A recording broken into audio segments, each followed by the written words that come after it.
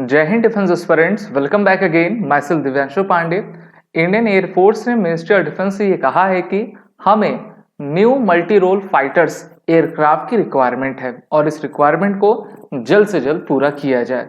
तो ये पूरा प्रोसीजर क्या रहेगा, कैसे रहेगा और मल्टी रोल फाइटर्स क्या होते हैं, इसको हम इस वीडियो सेशन में जानेंगे। तो चलिए शुरुआत करते हैं। Dear defence aspirant, Indian air force की जो फाइटर जेट्स की स्ट्रेंथ है वो लगातार डिक्लाइन होती जा रही है।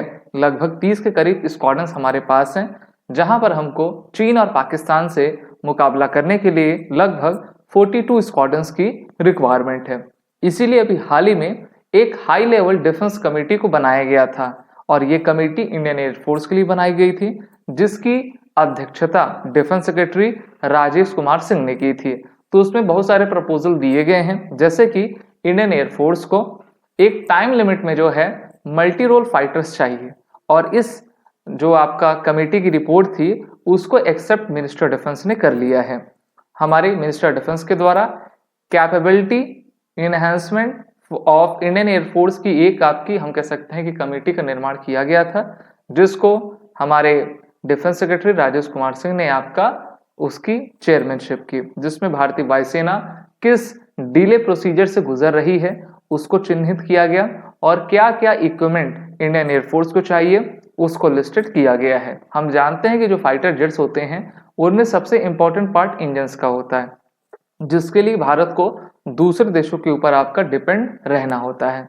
इसमें इंपॉर्टेंट बात कही गई है कि committee has accepted the need for the Indian air force to have new multi role fighters to meet its requirement for preparing for the next generation of conflict. ठीक है, नेक्स्ट जनरेशन ऑफ कॉन्फ्लिक्ट क्या होती है? जैसे ये 21st century है, 2025 में अभी हमें, तो अगर आप 5 साल के बाद देखिए, अगर युद्ध हो जाता है तो हमें 2030 के बाद वाली टेक्नोलॉजी चाहिए होगी, जिसमें हमारे जो फाइटर जेट्स हैं वो उस वॉरफेयर में बेहतर तरीके से प्रदर्शन कर सकें और दुश्मन को पीछे छोड़कर बढ़त हासिल आपका कर पाएं। Indian air force would prepare the statement of case for acquiring capabilities and the defense ministry would work towards getting the required approvals at different levels in a time bound manner। अभी किसी भी रक्षा उत्पाद को लेने में लगभग 5 to 7 years लग जाते हैं, तो हमारी मिनिस्ट्री ऑफ डिफेंस का कहना है कि सिर्फ और सिर्फ 6 महीने के अंदर किसी भी डिफेंस प्रोक्योरमेंट को पूरा कर लेना चाहिए और जिस लेवल पे ये रुक रहा है उसके लिए एक अलग से कमेटी बनाई गई है और उस प्रोसीजर को देखा जाएगा, प्रोसेस को देखा जाएगा और जल्द से जल्द उसको पूरा किया जाए। अभी हमने देखा एरो इंडिया शो में रशिया और अमेरिका के 5th जनरेशन के एयरक्राफ्ट, जिसका नाम F-35 अमेरिका का और Su-57 रशिया का भारत में आए हुए थे। और अभी डोनाल्ड ट्रंप ने भी भारत को यह ऑफर दिया है कि आप हमसे F-35 लाइटनिंग सेकंड एयरक्राफ्ट को खरीद सकते हैं, हम पूरी तरीके से आपको देने में तैयार हैं। वहीं पर Su-57 के लिए रशिया ने भी हमको डील ऑफर कर दी है। तो चर्चाएं ये भी हैं कि क्या हम 5th जनरेशन के एयरक्राफ्ट को खरीदें या फिर ना खरीदें। आपकी राय इसमें क्या है, आप सभी कमेंट बॉक्स में जरूर बताइए। If the Indian air force follows a tender process to acquire the new aircraft, French Rafale and Swedish Gripen along with the 5th generation fighters are also likely to be involved। ये आप देख पा रहे हैं, ये राफेल जेट है, ठीक है। इसके टोटल हमारे पास 36 एयरक्राफ्ट है, यानी कि इसके 2 स्क्वाड्रंस हमारे पास हैं। एक स्क्वाड्रन हाशिमारा में, दूसरी स्क्वाड्रन अंबाला में है और इंडियन एयरफोर्स को चाहिए कि इसी प्रकार के 4.5 जनरेशन के अधिक से अधिक एयरक्राफ्ट आए, जिससे कि हमारी भारतीय वायुसेना की क्षमता और भी बढ़ सके।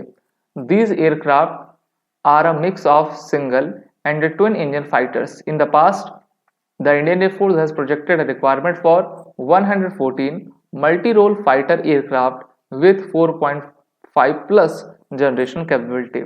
हमको ये भी पता है कि भारत में AMCA का निर्माण हो रहा है, लेकिन इसको 2035 तक ही पूरा किया जाएगा। उतने समय तक रुकना, लगभग 10 साल रुकना, ये अच्छी बात तो रहेगी नहीं और इस बीच हमको नए एयरक्राफ्ट की रिक्वायरमेंट है। However, the delays caused by the dependence on the foreign sources for critical components like engines and other equipment। जैसे अमेरिका की जनरल इलेक्ट्रिक कंपनी है, उन्होंने पिछले 2 साल से हमें अपने 404 के इंजन्स नहीं दिए हुए हैं और वो कह रहे हैं कि ग्लोबली लेवल पर जो सप्लाई चेन में थोड़ा डिले हो रहा है, इस कारण से हम आपको इंजन्स नहीं दे पा रहे हैं। तो अगर आप दूसरे देशों पर निर्भर रहोगे तो कुछ ना कुछ होगा, जैसे कि डिले होगा और उससे हमारी क्षमताएं काफी कमजोर होती जाएंगी। तो भारत खुद के इंजन्स को निर्माण करने में ज्यादा फोकस करे। The report also underscored the need for impetus to enhance Atmanirbharta in the aerospace domain, with the private sector complementing the efforts of the DPSU and the DRDO। तो ये कुछ प्रमुख बातें इस कमेटी की रिपोर्ट में कही गई हैं और जल्द ही मिनिस्टर डिफेंस इस पर फैसला जरूर लेगी। These are the bundle series courses provided by SSB crack exam. हमारे SSB इंटरव्यू ऑनलाइन कोर्स में जुड़े, हमारे ऐप को डाउनलोड करें और वॉर 10 कोड का यूज करें। जय हिंद। अगर आप एक डिफेंस एस्पिरेंट हैं और SSB interview, NDA, CDS, AFCAT जैसे एग्जाम्स के लिए प्रिपेयर कर रहे हैं तो आप एसएसबी क्रैक एग्जाम्स के कोर्स को चेक करना ना भूलें। आप हमारी लर्निंग एप्लीकेशन को गूगल प्ले स्टोर से भी डाउनलोड कर सकते हैं।